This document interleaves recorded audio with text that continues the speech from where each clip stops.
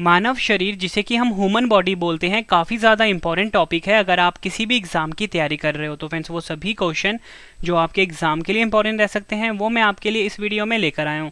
मैंने आपके लिए सभी क्वेश्चन सिलेक्टेड और इम्पॉर्टेंट लिए हैं। अगर आप किसी भी एग्ज़ाम की तैयारी कर रहे हो, ये वीडियो आपके लिए काफ़ी ज़्यादा यूज़फुल रहने वाला है। और फ्रेंड्स, ये टॉपिक इतना ज़्यादा इंपॉर्टेंट है, हर एग्ज़ाम में फ्रेंड्स इस टॉपिक से क्वेश्चन आते ही हैं। तो चलिए शुरू करते हैं पहले क्वेश्चन से। पहला क्वेश्चन है हमारा, मानव शरीर की सबसे छोटी हड्डी, जिसे कि हम स्टैपिस या स्टेप्स बोलते हैं, कहाँ पाई जाती है? सही आंसर है ऑप्शन बी, कानों में। मनुष्य के कानों में फ्रेंड्स सबसे छोटी हड्डी पाई जाती है, जिसका नाम है स्टेपिस, जिसे कि हम स्टेप्स भी कहते हैं। ये आपने याद रखना है। इंपॉर्टेंट पॉइंट से समझ लेते हैं फ्रेंड्स। इंपॉर्टेंट पॉइंट से समझाने से पहले मैं आपको ये बता दूं फ्रेंड्स, देखो ये जैसे मनुष्य के कान होते हैं, ठीक है, और मैं आपको बताता हूँ कि जो स्टेपिस हड्डी, जो कि स्टेप्स हड्डी है, जो कि सबसे छोटी हड्डी होती है मनुष्य के कानों में, कहाँ पर होती है। तो फ्रेंड्स, ये जो हिस्सा है फ्रेंड्स, यहाँ पे आप देख सकते हो, ये जो हड्डी है फ्रेंड्स, इसी को हम स्टेप्स यानी कि स्टेपिस हड्डी कहते हैं, जो कि मनुष्य की सबसे छोटी हड्डी होती है। ठीक है फ्रेंड्स, ये आपने याद रखना है। और मैंने आपको बताया कि मानव शरीर की सबसे छोटी हड्डी स्टेपिस होती है, जो कि हमारा क्वेश्चन भी था। आपको बता दूं फ्रेंड्स, एग्जाम में क्वेश्चन और भी पूछा जाता है कि मनुष्य के कानों में कितनी हड्डियां पाई जाती है। फ्रेंड देखो, मनुष्य के कानों में टोटल मिला के 6 हड्डियां पाई जाती है, 3 + 3, मतलब एक कान में 3, दूसरे कान में 3, यानी कि कुल मिला के 6 हड्डियां होती हैं मनुष्य के कानों में। और फ्रेंड्स, ये जो एक कान में जो 3 हड्डियां होती हैं, इनके नाम भी एग्जाम में पूछे जाते हैं। तो फ्रेंड्स, इनके नाम है मैलियस, स्टेप्स, तीसरा है इनकस। ये 3 हड्डियां होती हैं जो कि मनुष्य के एक कान में पाई जाती है। ठीक है फ्रेंड्स, और कुल मिलाकर कितनी हड्डियां हो गई? दोनों कानों को मिलाकर 6 हो गई। तो मैंने आपको बताया फ्रेंड्स, मनुष्य के कान में 3 हड्डियां होती हैं, जिसका नाम है मैलियस, इनकस और स्टेप्स, जो कि स्टेप्स जो है सबसे छोटी हड्डी होती है। और मानव शरीर में सबसे बड़ी हड्डी कौन सी होती है फ्रेंड्स? वो होती है फीमर। ये भी एग्जाम में पूछा गया है। फीमर को हम जांघ की हड्डी भी बोलते हैं फ्रेंड्स। ये सबसे बड़ी हड्डी होती है मनुष्य के पैरों में। अगला क्वेश्चन, लाल रक्त कोशिकाओं, जिसे कि हम आरबीसी के नाम से जानते हैं, का निर्माण हमारे शरीर में कहाँ होता है? मोस्ट इंपॉर्टेंट क्वेश्चन है आपके एग्जाम के लिए। तो लाल रक्त कोशिकाओं का जो निर्माण होता है हमारे शरीर में फ्रेंड्स, वो होता है अस्थि मज्जा में। तो ऑप्शन सी सही हो गया हमारा। अस्थि मज्जा में लाल रक्त कोशिकाओं का निर्माण होता है। आरबीसी की अगर हम बात करें फ्रेंड, इसका जो वैज्ञानिक नाम होता है वो होता है एरिथ्रोसाइट। ये भी आपने याद रखना है, एरिथ्रोसाइट इसका वैज्ञानिक नाम होता है। लाइफ साइकिल पूछा जाता है, यानी जीवन काल कितना होता है आरबीसी का, तो वो होता है 120 दिन। ये भी आपके लिए इंपॉर्टेंट है। इंपॉर्टेंट पॉइंट से हम समझ लेते हैं। आरबीसी का फुल फॉर्म होता है लाल रक्त कोशिका, जिसे कि हम रेड ब्लड सेल बोलते हैं। एग्जाम में क्वेश्चन अक्सर पूछा जाता है कि आरबीसी का कब्रिस्तान किसे कहते हैं, तो आपका आंसर होगा जो प्लीहा होता है, पलिया, ये आरबीसी का कब्रिस्तान कहलाता है। ठीक है, और आरबीसी का वैज्ञानिक नाम क्या होता है? एरिथ्रोसाइट, मैंने आपको ऊपर ही बताया अभी। और जीवन काल कितना होता है? 120 दिन होता है आरबीसी का। ये आपको याद रखना है, एग्जाम में कई बार पूछा गया है। नेक्स्ट क्वेश्चन, मानव शरीर की वह ग्रंथि जो एंजाइम और हार्मोन दोनों स्रावित करती है, उसे क्या कहते हैं? सही आंसर है ऑप्शन बी, अग्नाशय कहते हैं। इंग्लिश में इसको बोलते हैं पेनक्रियाज। ये भी आपने याद रखना है। अब देखो फ्रेंड्स, ये तो मैंने आपको बता दिया कि मानव शरीर की वह ग्रंथि जो एंजाइम और हार्मोन दोनों स्रावित करती है, उसे पेनक्रियाज यानी कि अग्नाशय बोलते हैं। कुछ और क्वेश्चन जो एग्जाम में पूछे जाते हैं अग्नाशय से जुड़े, वो मैं आपको बता देता हूँ। आपसे पूछा जाता है एग्जाम में, इंसुलिन कौन सी ग्रंथि स्रावित करती है? आप बोलोगे अग्नाशय स्रावित करती है। आपसे पूछा जाता है कि अग्नाशय रस में कौन सा एंजाइम उपस्थित है जो प्यासीकृत वसा के टूटने के लिए उत्तरदायी है? आपका आंसर होगा अग्नाशय। ये दोनों क्वेश्चन फ्रेंड एग्जाम में अक्सर पूछे जाते हैं। ठीक है फ्रेंड्स, और मैंने आपको जो ऊपर आरबीसी वाला क्वेश्चन करवाया था, उसमें फ्रेंड्स ये जो आपको दिख रहे हैं, ये आरबीसी का स्ट्रक्चर है। ठीक है, आरबीसी सेल कुछ इस प्रकार के होते हैं, जैसे आपके सामने ये फिगर में दिख रहा है। तो फ्रेंड्स, आप भी समझ सकते हो कि चीज़ें मैं आपको फोटो से इसलिए समझा रहा हूँ ताकि फ्रेंड्स आपको चीज़ें लॉन्ग टर्म के लिए याद रहें और कभी भी फ्रेंड्स आप भूलो ना, और एग्जाम में आपको काफ़ी ज़्यादा यूज़फुल रहे मेरी ये वीडियो। मैं यही चाहता हूँ फ्रेंड्स आप सबके लिए। नेक्स्ट क्वेश्चन, मानव शरीर में पसलियों के कितने जोड़े होते हैं? सबसे पहले मैं आपको बता दूं, पसलियों को हम रिब्स भी बोलते हैं। अभी फोटो से मैंने आपको समझाया है फ्रेंड, देखो ये होते हैं रिब्स। और कितने रिब्स होते हैं तो आप फोटो में देख सकते हो फ्रेंड्स, यहाँ पे 12 नंबर तक जा रहा है, मतलब कि 12 रिब्स होते हैं। ये आपने याद रखना है। तो हमारा आंसर क्या हो गया? Option A 12। ठीक है फ्रेंड्स, आपको फोटो से और ज़्यादा अच्छे से समझ में आ गया होगा। ये 12 रिब्स हैं हमारे शरीर में। ठीक है, ये आप देख सकते हो। ठीक है, हमसे क्वेश्चन पूछा गया था कितने जोड़े रिब्स होते हैं, तो हमारे 12 जोड़े रिब्स होते हैं हमारे शरीर में। कुल मिला कितने होते हैं? 24 होते हैं। वैसे जोड़े में पूछा जाए तो 12 जोड़े होते हैं। और मनुष्य के शरीर में पसलियों के 12 जोड़े होते हैं, 12 बाएं होते हैं, 12 दाएं होते हैं। ठीक है, तो मिला के 24 हो गए। ठीक है, और जोड़े में कितने हो गए? 12 हो गए। नेक्स्ट क्वेश्चन, मानव की पाचन नली लगभग कितने फीट लंबी होती है? सही आंसर है ऑप्शन डी 32 फीट। मानव की जो फ्रेंड्स पाचन नली होती है लगभग 32 फीट की होती है। ये भी एग्जाम में पूछा गया क्वेश्चन है। नेक्स्ट क्वेश्चन, मानव शरीर के पाचन का अधिकांश अंग किस अंग में संपन्न होता है? सही आंसर है ऑप्शन सी छोटी आंत। छोटी आंत को फ्रेंड्स हम स्मॉल इंटेस्टाइन भी बोलते हैं, ठीक है, स्मॉल इंटेस्टाइन, ठीक है। दो प्रकार के आंत होते हैं फ्रेंड, देखो एक बड़ी आंत होती है, छोटी आंत होती है। अगर इसका नाम छोटी आंत है तो फ्रेंड्स आपसे एग्जाम पूछा जाता है कि मनुष्य का शरीर होता है उसमें जो कौन सी आंत होती है जिसकी लंबाई ज़्यादा होती है? तो फ्रेंड्स आपका आंसर होगा जो छोटी आंत होती है फ्रेंड, इसकी लंबाई ज़्यादा होती है, ठीक है। नाम बेशक इसका छोटी आंत है लेकिन लंबाई इसकी ज़्यादा है, ठीक है। तो फोटो से हम समझते हैं फ्रेंड, थोड़ा सा मैं आपको स्क्रीन जूम कर देता हूँ ताकि आपको चीज़ें और अच्छे से समझ में आए। तो फ्रेंड्स ये आपके सामने मनुष्य का जो पाचक तंत्र होता है जिसे कि हम डाइजेस्टिव सिस्टम बोलते हैं, वो आपके सामने फ्रेंड्स का डायग्राम है। थोड़ा सा मैं आपको जल्दी से समझा देता हूँ कि ये जो पाचक तंत्र होता है ये होता क्या है और इसमें कौन कौन से अंग होते हैं महत्वपूर्ण, ठीक है। सबसे पहले फ्रेंड्स आपको देखो ये जो दिख रहा है आपको फ्रेंड्स, ये संतरी कलर का, ठीक है, इसे हम स्टमक बोलते हैं और हिंदी में इसको हम बोलते हैं अमाशय, ठीक है। ये आपने याद रखना है, यहाँ पे लिख देता हूँ मैं आपके लिए फटाफट से। और फ्रेंड्स ये देखो यहाँ पे जो हम बार बार बात कर रहे थे ना अग्नाशय की, यानी जिसे हम पेंक्रियाज बोलते हैं फ्रेंड्स, वो ये चीज़ है। देखो यहाँ पे जो आपको हल्का सा हरे रंग का दिख रहा है, ठीक है, ये अभी यहाँ पे साइड में पीले रंग का हो गया, इसी को हम पेंक्रियाज बोलते हैं, यानी कि इसको हम बोलते हैं अग्नाशय, ठीक है। और यहीं पे फ्रेंड्स अग्नाशय डक्ट भी होता है, यानी अग्नाशय वाहिनी भी होता है इसी के साथ में ही, ठीक है, अग्नाशय के साथ। उसके बाद फ्रेंड्स ये जो आपको लाल रंग का दिख रहा है ये बहुत ही महत्वपूर्ण अंग है और ये हमारे शरीर की सबसे बड़ी ग्रंथि है जो लाल रंग की है, जिसे कि हम लीवर बोलते हैं और हिंदी में इसको हम बोलते हैं यकृत। ये भी आपने याद रखना है। और उसके बाद फ्रेंड्स आपको ये जो गाढ़े हरे रंग का दिख रहा है, ठीक है, जिसपे आगे गॉल ब्लैडर लिखा हुआ है इंग्लिश में, हिंदी में इसी को पित्ताशय बोलते हैं, ठीक है। ये भी आपने काफ़ी बार एग्जाम में पूछा गया है पित्ताशय के बारे में, ठीक है। तो पित्ताशय के बारे में पता लग गया आपको। अब हम बात करते हैं छोटी आंत और बड़ी आंत की। देखो फ्रेंड्स ये जो हरे रंग का दिख रहा है, ठीक है, मोटा सा पाइप जैसा, इसको हम बोलते हैं लार्ज इंटेस्टाइन या बोल सकते हो इसको हम बोलते हैं बड़ी आंत। और ये जो संतरी कलर के छोटे छोटे पाइप्स दिख रहे हैं आपको फ्रेंड्स ट्यूब जैसे, ये है छोटी आंत, ठीक है। ये आपको याद रखना है। उम्मीद करता हूँ फ्रेंड्स आपको चीज़ें समझ में आ रही होंगी। बाकी फ्रेंड्स ये जब मैं टॉपिक करवाऊंगा आपको मैं डाइजेस्टिव सिस्टम पाचक तंत्र, तब मैं आपको पूरा और डिटेल में समझाऊंगा, जितने भी पार्ट्स हैं और क्या क्या इनका काम होता है सब कुछ बताऊँगा, ठीक है। और फ्रेंड्स एग्जाम में क्वेश्चन और पूछा जाता है कि मानव शरीर की छोटी आंत और बड़ी आंत की लंबाई के बीच का अनुपात कितना होता है? 5:1 होता है। ये आपने याद रखना है। अगला क्वेश्चन कर लेते हैं, मोस्ट इंपॉर्टेंट है ये। उच्च ऊंचाई पर रहने वाले व्यक्तियों के रक्त में मौजूद आरबीसी की संख्या पर क्या फर्क पड़ता है? सही आंसर इसका ऑप्शन ए संख्या में वृद्धि हो जाती है फ्रेंड्स। आरबीसी की संख्या में वृद्धि हो जाती है फ्रेंड्स जो लोग उच्च ऊंचाई पर रहते हैं या बोल सकते हो जो पहाड़ों पर रहते हैं। इंपॉर्टेंट पॉइंट से समझ लेते हैं कि इसका रीज़न क्या होता है। देखो मैंने आपको फोटो में समझा देता हूँ कि जो ये चीज़ जो है आरबीसी है, ठीक है, ये जो आपको दिख रहा है इस टाइप के जो राउंड राउंड सेल दिख रहे हैं फ्रेंड्स, ये आरबीसी है, ठीक है। तो इसका रीज़न क्या होता है फ्रेंड्स, ऊंचाई पर रहने वाले व्यक्तियों में आरबीसी की संख्या बढ़ जाती है क्योंकि पहाड़ों पर कम ऑक्सीजन होता है, इसी कारण से फ्रेंड्स आरबीसी की संख्या बढ़ जाती है, ठीक है। ये आपको याद रखना है, एग्जाम में डायरेक्टली क्वेश्चन पूछा जाता है आपसे, ठीक है। अब बात करते हैं फ्रेंड्स पुरुषों में आरबीसी की संख्या कितनी होती है। तो फ्रेंड्स पुरुषों में जो संख्या होती है 50 लाख प्रति घन मिलीमीटर होती है, ठीक है। ये लगभग है, एग्जैक्ट नहीं होता है कभी भी, ठीक है। स्त्रियों की आरबीसी की संख्या कितनी होती है? 55 लाख प्रति घन मिलीमीटर होती है। तो यहाँ पे आप क्या समझ रहे हो कि जो स्त्रियों में जो आरबीसी की संख्या होती है ना फ्रेंड्स वो ज़्यादा होती है, ठीक है। तो एग्जाम में क्वेश्चन ये भी पूछ लेते हैं कि आरबीसी की संख्या पुरुषों में ज़्यादा होती है महिलाओं में ज़्यादा होती है, तो आपका आंसर होगा स्त्रियों में ज़्यादा होती है, यानी महिलाओं में ज़्यादा होती है। एक क्वेश्चन एग्जाम में अक्सर पूछा जाता है कि सोते वक्त मनुष्य का जो आरबीसी निर्माण दर है उस पर क्या फ़र्क पड़ता है।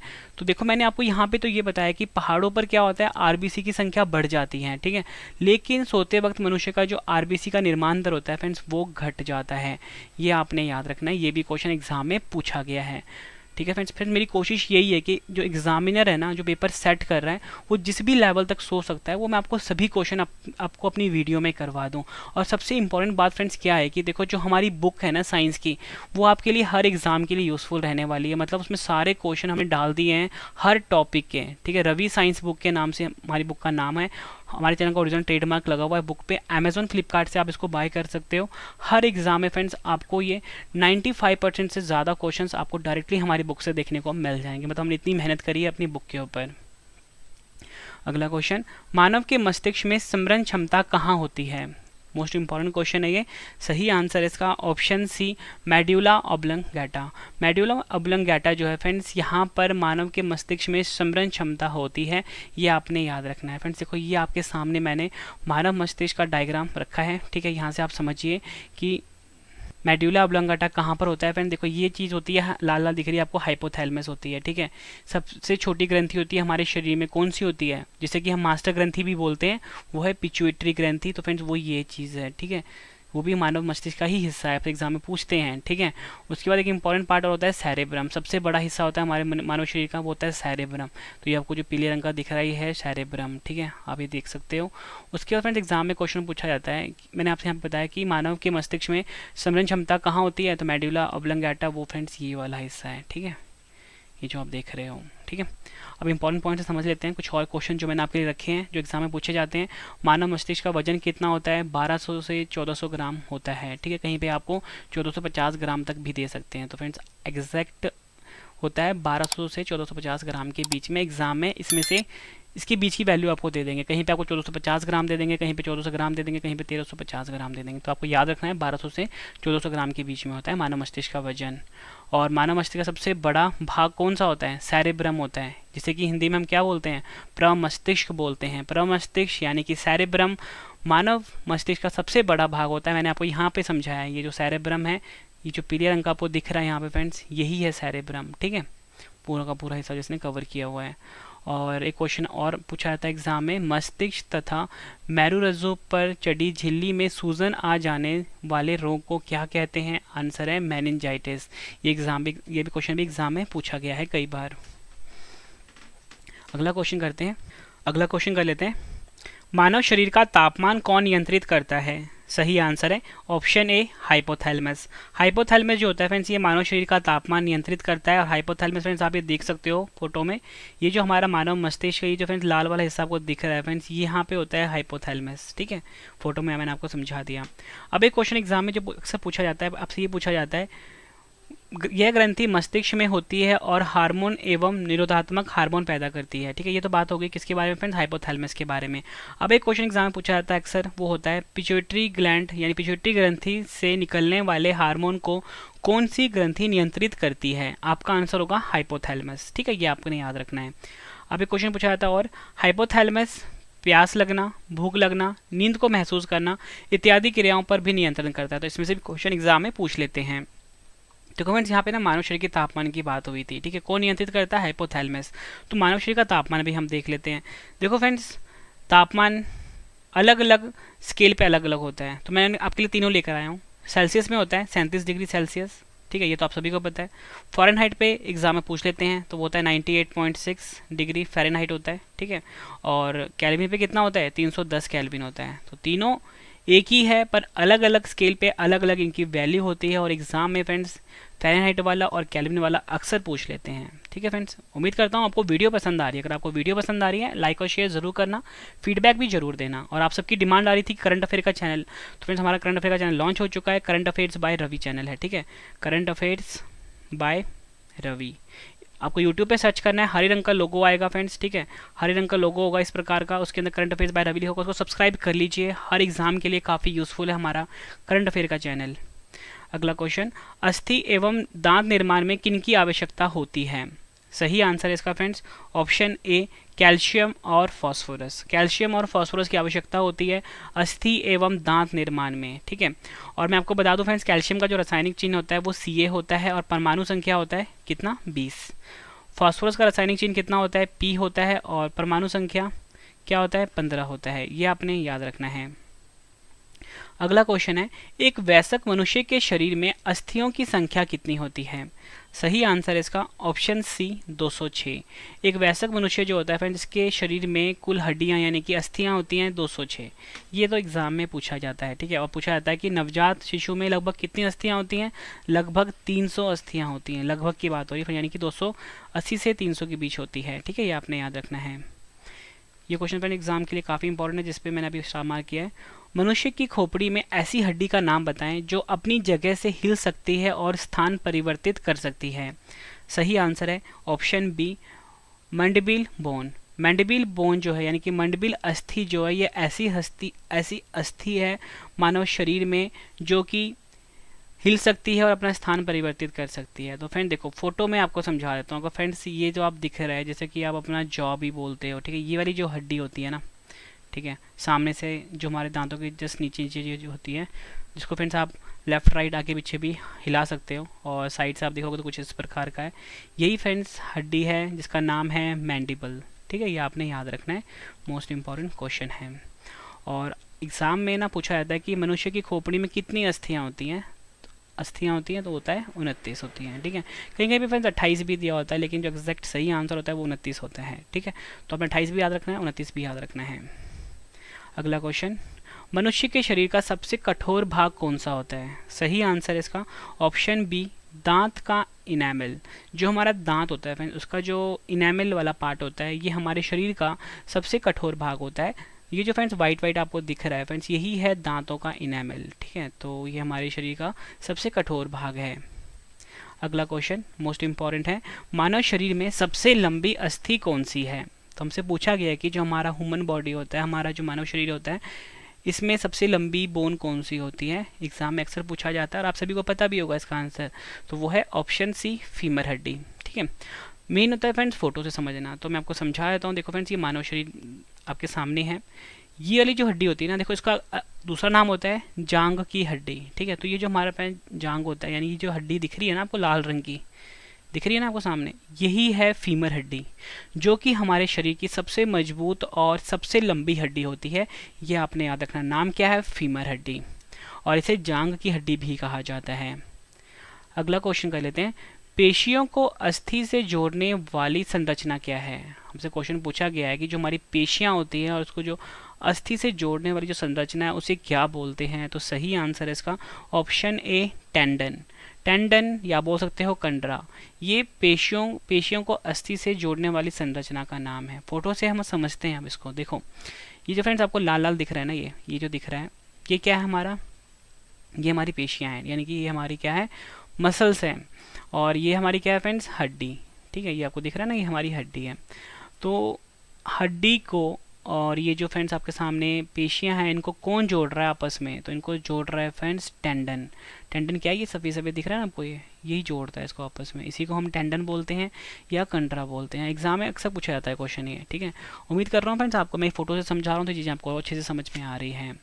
और एक क्वेश्चन एग्जाम में और भी पूछा जाता है कि मानव शरीर में जो दो हड्डियां होती हैं, ये आपस में किससे जुड़ी रहती है? तो आपका आंसर होगा अस्थिबंध। लेकिन एग्जाम में पूछा जाता है आंसर देखिए लिगामेंट्स। तो अस्थिबंध को इंग्लिश में लिगामेंट्स बोलते हैं, तो आपने लिगामेंट्स नाम याद रखना है, जो जोड़ता है दो हड्डियों को आपस में। और पूछा जाए कि पेशियों को अस्थि से कौन जोड़ता है? टेंडन जोड़ता है, जिसको कि हम कंडरा बोलते हैं। तो टेंडन नाम काफ़ी इंपॉर्टेंट है आपके लिए। अगला क्वेश्चन काफ़ी बार एग्जाम में पूछा गया है, भोजन निकलते समय श्वसन मार्ग किस अंग द्वारा बंद हो जाता है? सही आंसर है इसका फ्रेंड्स ऑप्शन बी, कंठछेद। कंठछेद जिसे कि हम उपकंठ भी बोलते हैं, और सबसे इंपॉर्टेंट नाम है इसका एपिग्लॉटिस, ठीक है। एपिग्लॉटिस इंग्लिश में नाम होता है और एग्जाम में ये ऑप्शन देके पूछा जाता है। तो भोजन निकलते समय श्वसन मार्ग किस अंग द्वारा बंद हो जाता है? एपिग्लॉटिस द्वारा बंद हो जाता है। फोटो से हम फ्रेंड्स ये समझते हैं। देखो फ्रेंड्स, ये हमारा, ठीक है, ये हमारा मुंह है, ठीक है। यहाँ से जब हम खाना खाते हैं, ठीक है, ये हमारी जीभ होती है, और जीभ की जस्ट नीचे फ्रेंड्स ये एपिग्लॉटिस होता है, ठीक है।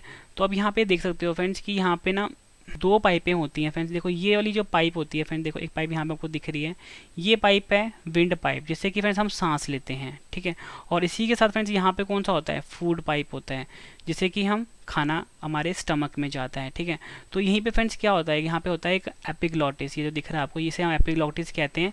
यही क्या करता है, जब भी हम खाना खाते हैं फ्रेंड्स, तो ये क्या करता है?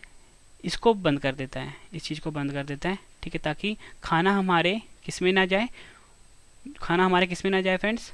श्वसन मार्ग में ना जाए, ठीक है। ये आपने याद रखना है। अगला क्वेश्चन मोस्ट इंपॉर्टेंट है, ईसीजी का उपयोग डैश के कामकाज के पता लगाने के लिए किया जाता है। सबसे पहले फ्रेंड्स देखो, ईसीजी का फुल फॉर्म होता है इलेक्ट्रोकार्डियोग्राफ, ठीक है। यहाँ पे मैंने लिखा भी आप सबके लिए इन्फॉर्मेशन में, इलेक्ट्रोकार्डियोग्राफ। तो ये हृदय के कामकाज का पता लगाने के लिए किया जाता है। देखो सही आंसर क्या हुआ? ऑप्शन ए, हृदय। अब फोटो से समझते हैं फ्रेंड। देखो ईसीजी कैसे वर्क करता है फ्रेंड, कुछ इस प्रकार की मशीन होती है, ठीक है। और कुछ इस प्रकार फ्रेंड्स बॉडी के डिफरेंट पार्ट्स में इस तरह के लगाए जाते हैं कुछ, ठीक है। और उसके बाद फ्रेंड्स ये मतलब क्या करता है, रीडिंग नोट्स करता है। और रीडिंग्स कैसा आता है फ्रेंड, इस तरह से आता है ग्राफ में, ये जो ग्राफ दिख रहा है आपको, ठीक है। तो ये जो फ्रेंड्स इस तरह का ग्राफ है ना, देखो आप देख रहे हो कि बिल्कुल एक जैसा ही है ना। तो इससे क्या पता लग रहा है कि जो ईसीजी हुआ किसी भी इंसान का, उसका नॉर्मल है ईसीजी। लेकिन अगर कहीं पे ये ग्राफ ऊपर नीचे आता है, जैसे ये ग्राफ यहाँ पर देख रहे हो बराबर है, ठीक है, ऊपर नीचे आए तो मतलब इससे पता लगता है कि उसके दिल में कोई प्रॉब्लम चल रही है, अगर ऊपर नीचे आए, ठीक है, एक जैसा ना आए। तो इंपॉर्टेंट पॉइंट है, समझ लेते हैं।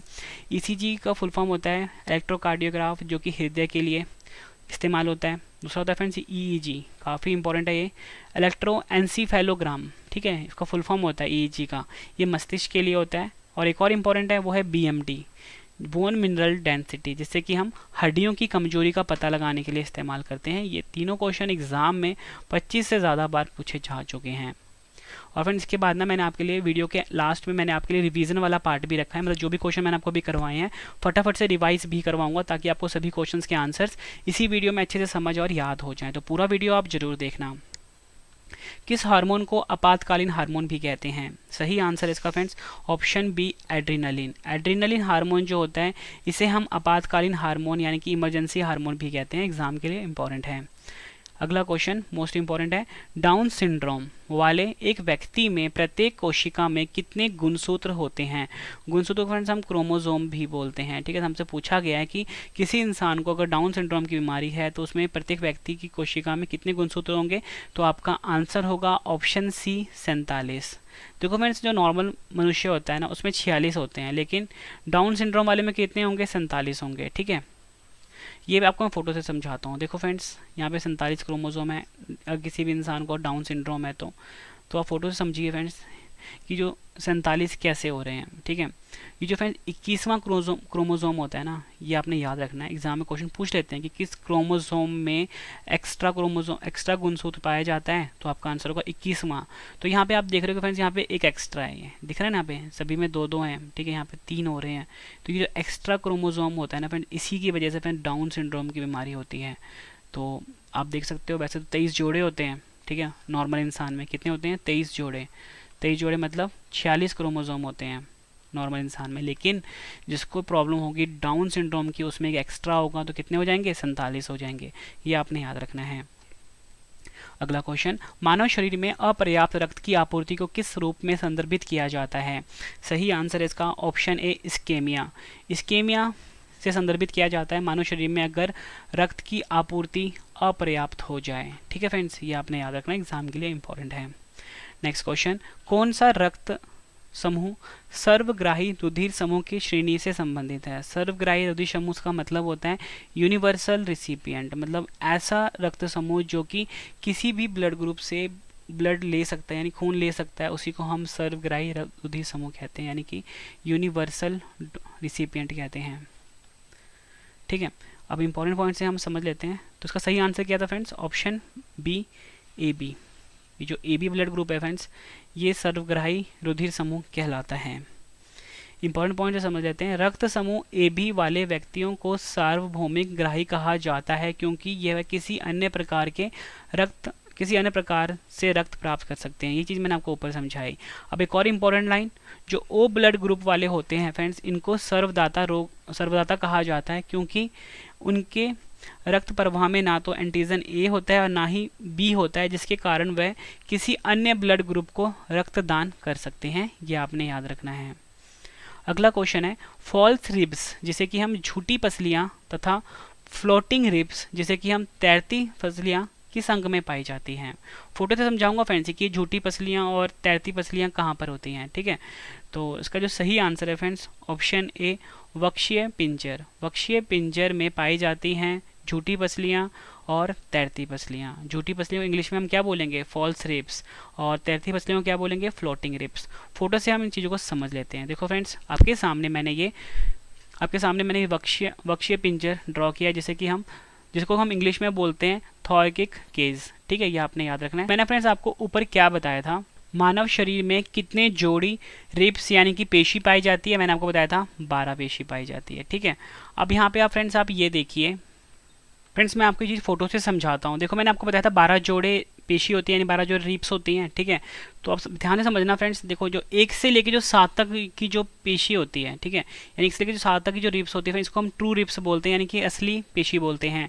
और उसके बाद जो 8 से लेके जो 12 तक हुई ना फ्रेंड्स, इसी को हम बोलते हैं फॉल्स रिब्स, यानी कि हमारे क्वेश्चन में क्या था फ्रेंड्स, झूठी पसलियाँ।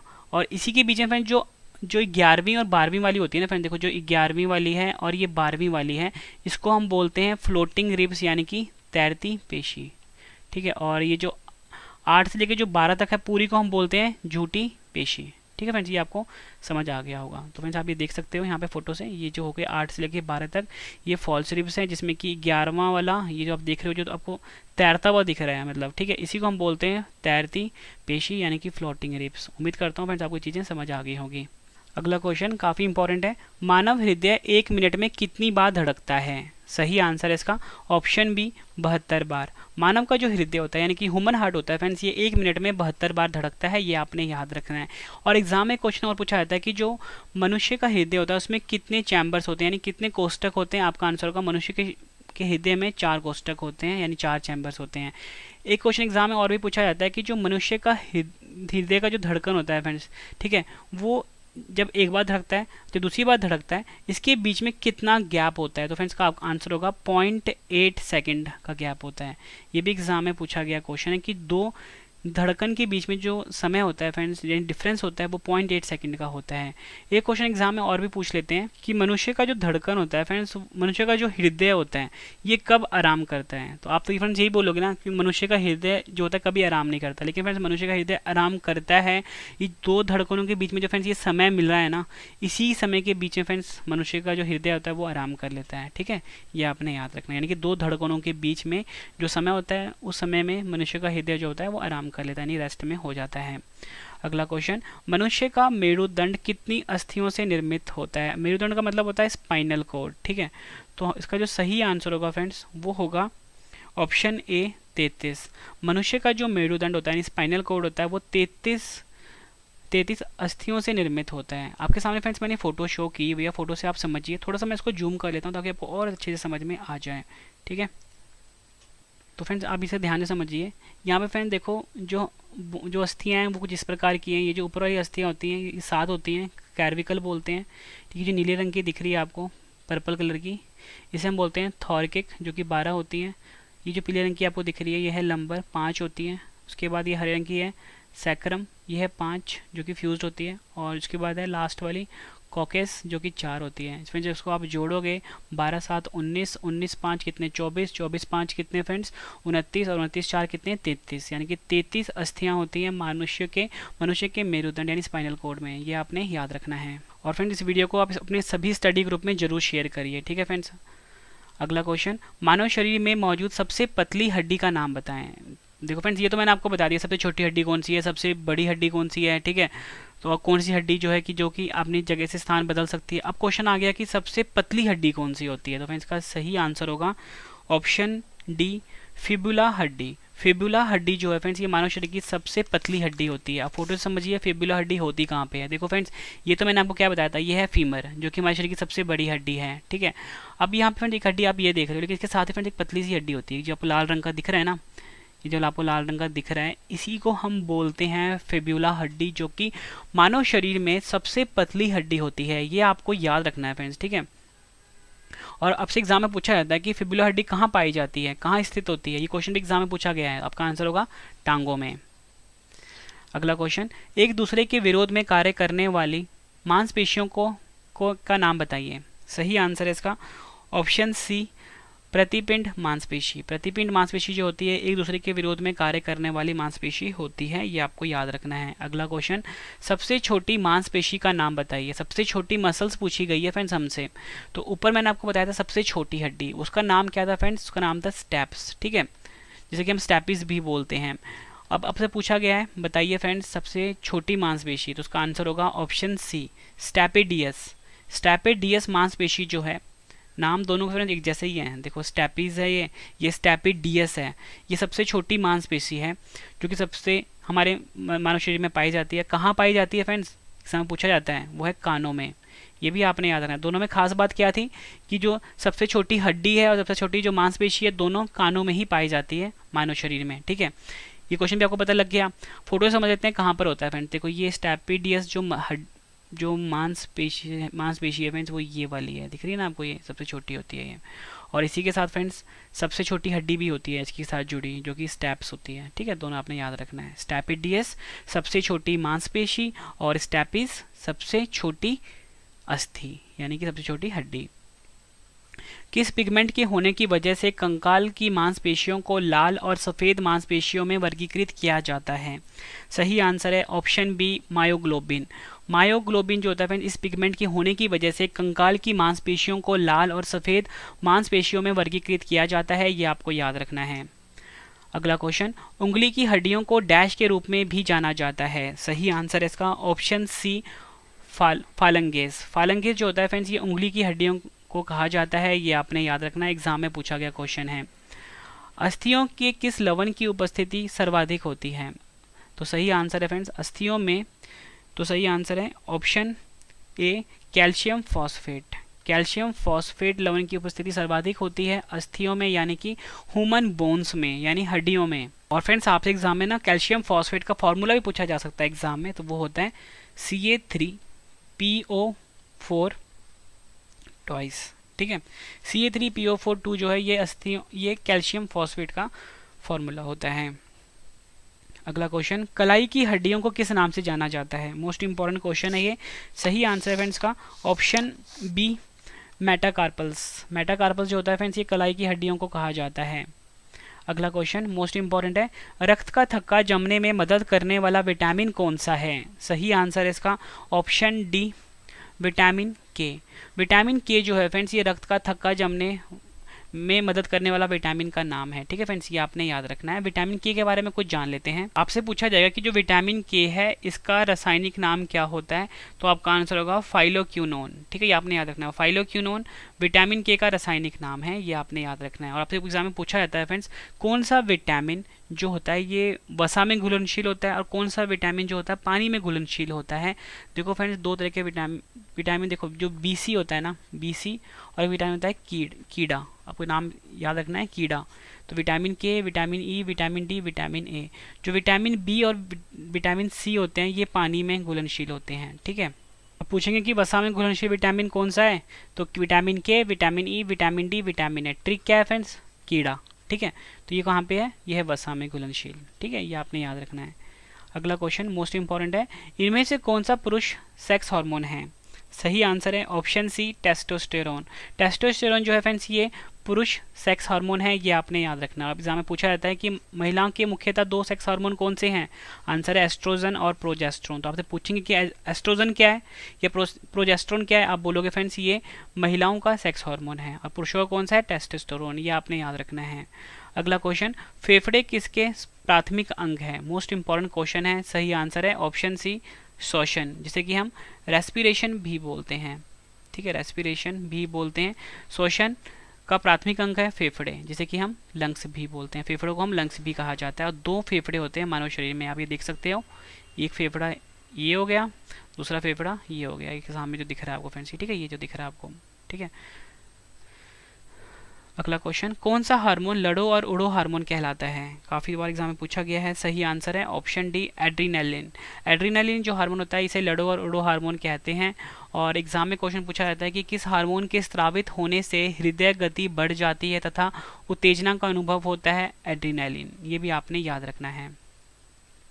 अगला क्वेश्चन, आयोडीन युक्त नमक उपयोगी होता है क्योंकि यह डैश। सही आंसर है ऑप्शन सी, थायराइड ग्रंथि का नियंत्रण करता है। आयोडीन युक्त नमक काफ़ी ज़्यादा ज़रूरी होता है फ्रेंड्स, क्योंकि ये थायराइड ग्रंथि का निर्माण करता है। और फ्रेंड्स अगर कोई इंसान जो होता है वो अगर आयोडीन युक्त नमक नहीं खाएगा तो उसे घेंगा रोग हो जाता है, जिससे कि फ्रेंड्स जो गला होता है वो काफ़ी सूज जाता है, ठीक है।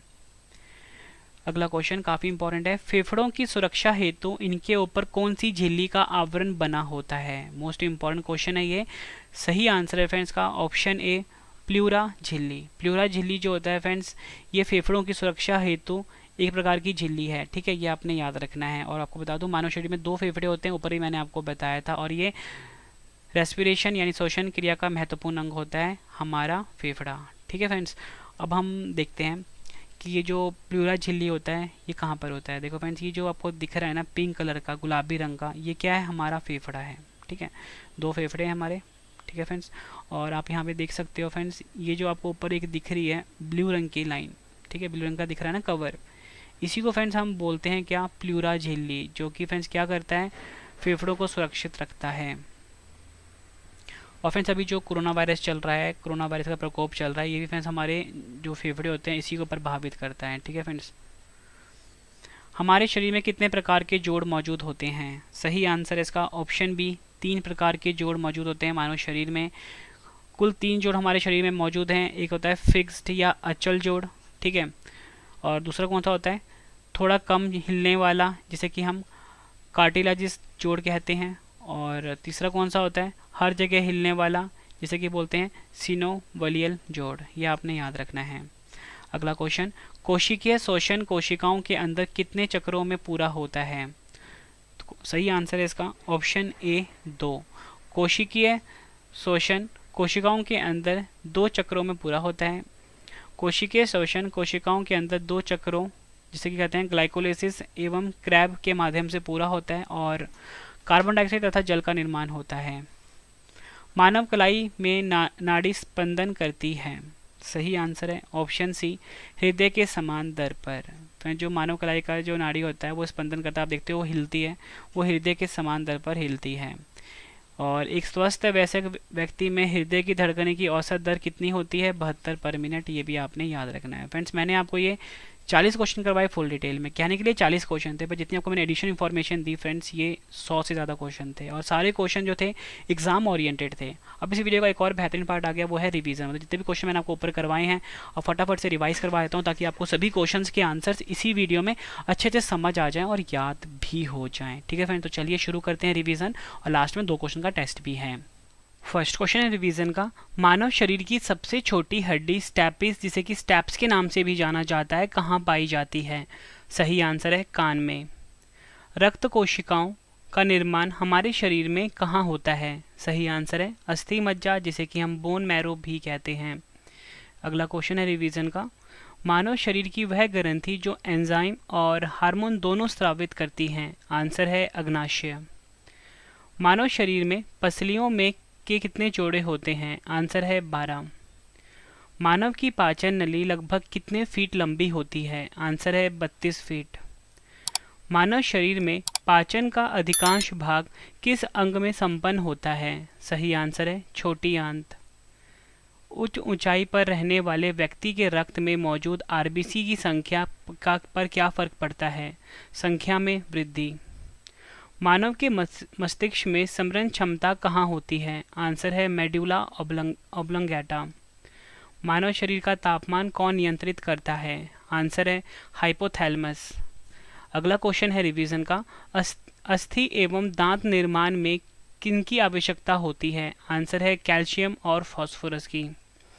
एक वयस्क मनुष्य के शरीर में अस्थियों की संख्या कितनी होती है? आंसर है 206। मनुष्य की खोपड़ी में ऐसी हड्डी का नाम बताएं जो अपनी जगह से हिल सकती है या स्थान परिवर्तित कर सकती है। सही आंसर है मंडिबल बोन। मनुष्य के शरीर का सबसे कठोर भाग कौन सा होता है? आंसर है दांत का इनामेल। मानव शरीर में सबसे लंबी अस्थि कौन सी है? फीमर। पेशियों को अस्थि से जोड़ने वाली संरचना क्या है? कंडरा टेंडन। भोजन निगलते समय श्वसन मार्ग किस अंग द्वारा बंद हो जाता है? आंसर है कंठछद, जिसे कि हम उपकंठ के नाम से भी जानते हैं और इंग्लिश में बोलते हैं एपिग्लॉटिस। ईसीजी का उपयोग डैश के कामकाज का पता लगाने के लिए किया जाता है। आंसर है हृदय। किस हार्मोन को आपातकालीन हार्मोन भी कहते हैं? आंसर है एड्रिनलिन। डाउन सिंड्रोम वाले एक व्यक्ति में प्रत्येक कोशिका में कितने गुणसूत्र होते हैं? आंसर है 47। मानव शरीर में अपर्याप्त रक्त की आपूर्ति को किस रूप में संदर्भित किया जाता है? इस्केमिया।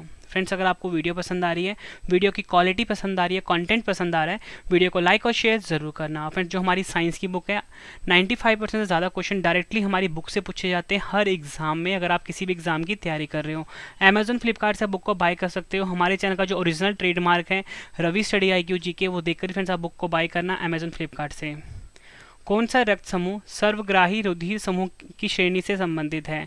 आंसर है AB। फॉल्स रिब्स जिसे कि हम झूठी पसलियां कहते हैं तथा फ्लोटिंग रिब्स जिसे कि हम तैरती पसलियां कहते हैं किस अंग में पाई जाती है? आंसर है वक्षीय पिंजर। मानव हृदय 1 मिनट में कितनी बार धड़कता है? आंसर है 72 बार।